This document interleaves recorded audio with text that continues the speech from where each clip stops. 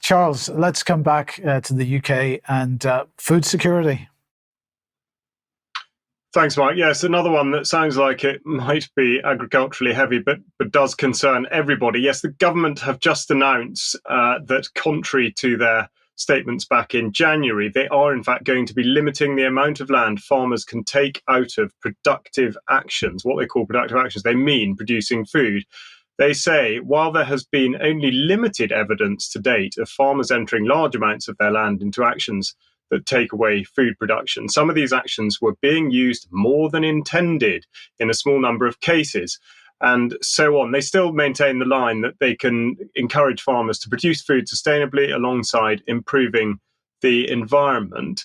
So this is rather disingenuous from the start because, of course, there were no limits put in place. They didn't set out an intent, and therefore it was perfectly understandable, given the nature of farming and the incredible cost of inputs and the uncertainties, and especially the uncertainty around subsidy, for farmers to choose en masse, or rather sort of as a whole, for their land to take it out of production and de-risk the entire business by securing guaranteed income.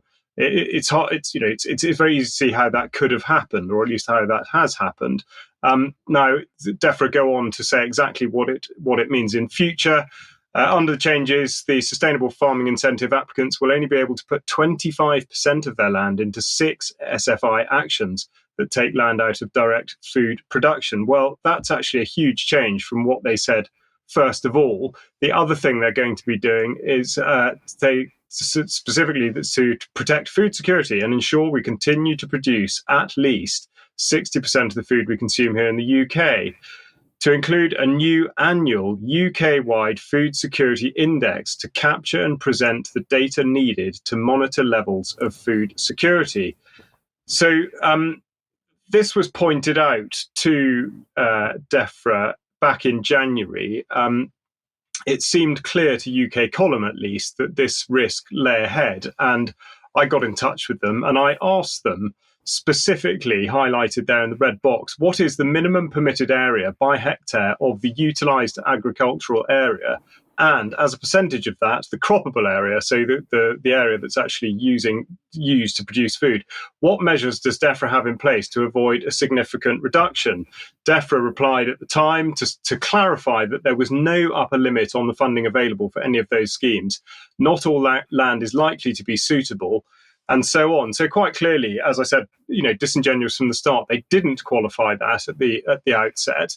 And then they went on to say that they do not expect this to change as more farmers sign up to our farming schemes. So Defra, in effect, have been massively caught out by this, and not least by the original issue of land going out of food production, but also any kind of plan in place to monitor the situation. And quite clearly, they've been found wanting, which leaves us with the very real question about food security.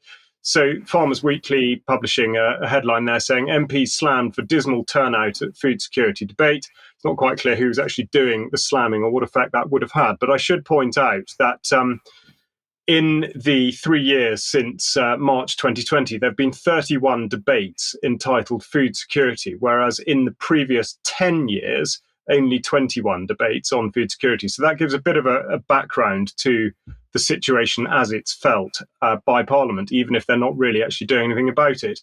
The debate which did occur last week was led by the Conservative MP Philip Dunn. And I've highlighted some of the text here because I think that it's worth noting. He says, "We know all too well that the global food system does not exist in a vacuum. Health crises such as the COVID pandemic or avian flu, geopolitical crises such as Russia's invasion of Ukraine, global supply pinch points such as the blockage in the Suez Canal can compound the effects of environmental change." And we've seen all those things. The reason I highlight those texts is that they are all man-made. They are all absolutely avoidable consequences. And yet he is putting them forward as though they're things that just happen and that they're beyond our control. So now we get into the specifics and we'll look at how much land is in fact under cultivation. The Defra is very slow to produce statistics, so these go back to 2022. We can be sure, given what's happened just yesterday, that the croppable area is less than this, but they say it's 6.1 million hectares. And I thought, since we're continually told that everything we do is sort of, in effect, a response to the situation in Russia, or in some ways that Russia should be demonized and so forth, I found a government meeting took place on 21st of March, and the spring planting was discussed at this meeting. Text from that shows that their cropland will hit 84.5 million hectares through this year, which has gone up by 300,000 hectares as opposed to down like it has in the United Kingdom. And also at the bottom there, I highlight that 8 million hectares are under perennial grasses. That means, despite the push in the United Kingdom for net zero, eat bugs, stay off meat, they have more land being grazed by livestock than we do as a total measure of our agricultural area. You might say, well, Russia's an absolutely enormous landmass with a larger population, which it is. So I will contextualize that by showing these figures here, which give the respective croppable areas, which are UK 6.1 million, Russia 84.5. Population, ours is 67 million, Russian 145. Now that works out as meaning that we have 0.091 hectares in cultivation per person, whereas Russia has 0.587 hectares of agricultural land in production. Okay, again, not going to be a like-for-like comparison, but it is worth noting that Russia uses nearly 6.5 times as much land per head for food production. Now, my bet would be that food security in Russia might be less of an issue than it is in the United Kingdom. So the question that drops out of this is, what do Defra do all day? And also, why is it that we still have schemes going forward to use land for things like solar panels and battery installations? Yes, very good questions. And we will talk more about that.